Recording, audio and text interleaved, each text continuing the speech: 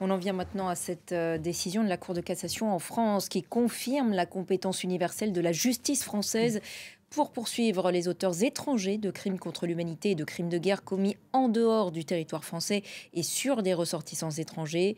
La Cour avait été saisie de pourvoi de 2 Syriens poursuivis pour de tels crimes. On en parle avec notre expert justice ici à France 24, Karim Akiki.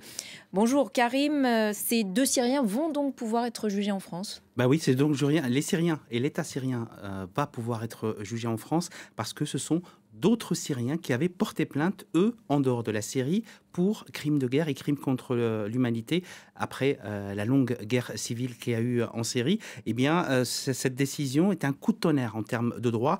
Pourquoi ? Parce que la justice française, dans sa plus haute juridiction, a confirmé un fait, c'est-à-dire que la France avait une compétence universelle pour pouvoir juger de ces crimes. Jusque-là, comment ça se passait ? C'était soit la Cour pénale internationale, mais il fallait adhérer au protocole de Rome pour pouvoir avoir un jugement. Là, la France, elle jugeait les crimes de guerre et les crimes contre l'humanité, mais quand un ressortissant français était engagé ou quand il y avait une action qui partait de la France. Là, la Cour de cassation a considéré que les conditions de la double incrimination jugée et exigée par la loi française de compétence universelle est remplie. C'est quoi la double incrimination ? Eh bien, c'est que le fait qu'une personne peut être poursuivie en France pour crimes de guerre et crimes contre l'humanité uniquement si les faits ne sont pas punis dans son propre pays. La justice française a estimé qu'en l'état actuel des choses, le régime syrien ne pouvait pas poursuivre ses propres ressortissants à propos de crimes dont lui-même est complice. Dans le détail, que veut dire compétence universelle ? Qu'est-ce que ça implique comme Ça conséquence ? implique, c'est une procédure, c'est que cette procédure française, elle est particulière parce que nous avons au sein du parquet national ici à Paris, une section qui s'appelle la section C1, dont la spécialité, ce sont justement les crimes de guerre et les crimes contre l'humanité.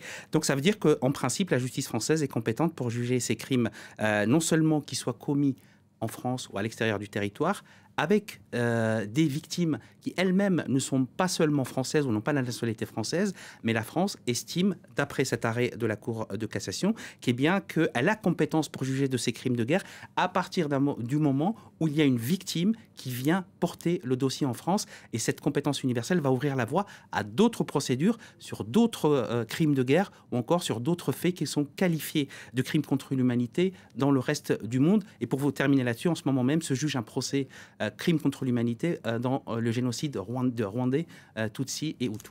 Merci beaucoup Karim pour toutes ces explications.